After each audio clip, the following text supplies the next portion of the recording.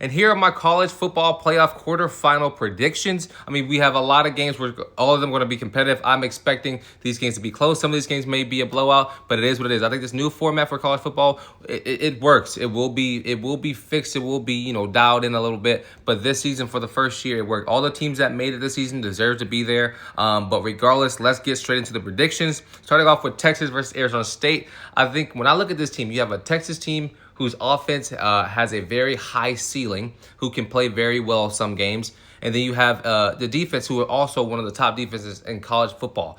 My biggest concern about Texas is if they play the way that they played in the SEC championship game against Georgia, which, Texas and Georgia both did not play their best football game at all, in my opinion. But if they play that way, they will lose. If they go into halftime and they are winning by 3 points, 7 points, if there's hope, if they keep the door open for Arizona State, Arizona State, I think, will capitalize. They have a very good offense with one of the top running backs in college football. Arizona State has, and then you have their receiving core is one of the best receiving cores. Not one of the best in college football, but they have a very underrated receiving core with a very underrated freshman quarterback. I'm expecting this game to be very close, and I'm expecting defense for Arizona State needs to step up big time if they want to win this football game. And if it doesn't step up, then they will lose. And I think when I think about it, I think Texas will ultimately win this game by 6, 7, 8 points, max 10 points. But I think Arizona State gives them a fight more than a lot of people are expecting them to give. Arizona State, again, they deserve to be there. They won their conference. Nothing to debate whatsoever. Whether it's a blowout or whether it's a win by 5, Arizona State deserves to be there. But I think this game will be a fun watch, and I think a lot of people are expecting Texas to win this game. But the Arizona State fans are saying that this could be an upset. Moving on, Ohio State versus Oregon. We're getting them for the second time. First time was during the season. Oregon, I think a lot of people, watching this Tennessee versus Ohio State game, we saw Ohio State blow Tennessee out in the second half, and it was what it was, and it was over. I think a lot of people are forgetting that all season long, Ohio State have been the best team in college football. We're forgetting that Oregon are 13-0. Not a loss. They won their conference championship. There's no debate that this is the best team in college football right now. And I think because of recency bias, because we've seen Ohio State do what they do, more recently than we have seen Oregon, people are forgetting how dominant that team is. That Ohio State team, their biggest issue is consistency and coaching. If Ryan Day can get his boys ready to win that big game, then I think this game could definitely be a win for Ohio State. But if they, fall off the wagon, if they come into this game expecting it to be, as easy as it was against Tennessee, they will struggle and they will lose. I think Oregon will put some pressure on Will Howard and not allow him to just sit in the pocket and do whatever he wants. And I think the same thing for Ohio State's defense. Their defense showed up big time. Granted, you have to think about Tennessee. They were missing Dylan Sampson. He's 45% of their offense, and he was missing this past week.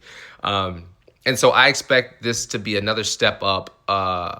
If Ohio State can, bring that level of consistency to this game, then this game will be a lot closer than people think. But Oregon, again, best team in college football, best quarterback in college football, in the playoffs left anyway, in my opinion. They are going to have to show that they are a dominant team, and Dan Lanning is going to have his players ready and up for this game, and I think he will. And so give me Oregon to beat Ohio State in a close one. Penn State versus Boise State. This game is going to be this might be one of the closest games of the weekend. Some people are saying it's going to be the most competitive game of the weekend or of the week. I don't think so. I think Oregon and Ohio State will be the most competitive game. But when you look at this Penn State team, they have been a team that have been underrated, underappreciated all season long. Granted, even by me, I'm not sold on Penn State. But what they have done was show that they can win football games. Yes, they beat a questionably ran SMU team. Yes, they blew them out. We get it. Can they bring that level of consistency again against Boise State, who held Oregon within a field goal? When I look at Boise State, I see a team who have been pushed behind, Heisman candidate Ashton Genty.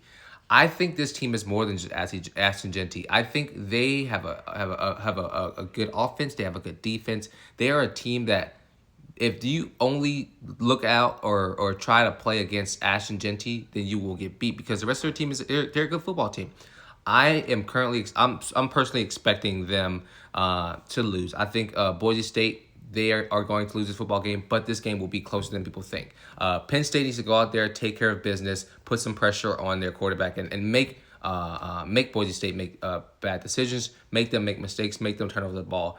And I think a big thing for Penn State, they need to control the clock. The longer you keep Ashton Genty on the sideline, the more higher your chance will be to win that football game. So give me Penn State to win it. And then for my upset of the week, Notre Dame versus Georgia. I have Notre Dame. I've had Notre Dame winning this game. Granted, I've had them making it to the college football playoff final for the past month and a half. I think when I look at Notre Dame, I see one of the most complete teams in college football, one of the most consistent teams in college football, and they have showed us week by week that they are the most consistent teams in college football. Yes, people are saying, "Oh, they lost to week 2." It was over 3-4 months ago. That means nothing at this point. If anything, that loss made them better, and they have been dominant. Their offense, their defense has been dominant. Coaching. Marcus Freeman has been one of the best coaches in college football, and there's no debate about that whatsoever. When I look at Notre Dame, my biggest red flag that I see is that Lincoln Riley cannot throw the football. The secondary for Georgia has been a little shaky this season, and they need to make sure that Lincoln Riley needs to make sure that he is able to throw the football effectively this week. If he can throw the football effectively for over 150, over 200 yards, they will win that game against Georgia. When you look at Georgia, they are a team who have shown dominance over the past 3, 4, 5 years. They've been one of the most dominant teams in college football. And people are like, oh, they lose Carson Beck.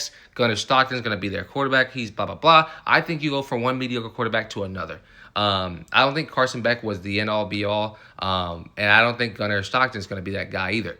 But when you look at this Georgia team, secondary is an issue. Quarterback play is an issue. Their receivers can't catch the ball. There's a lot of issues that this Georgia team is dealing with this season.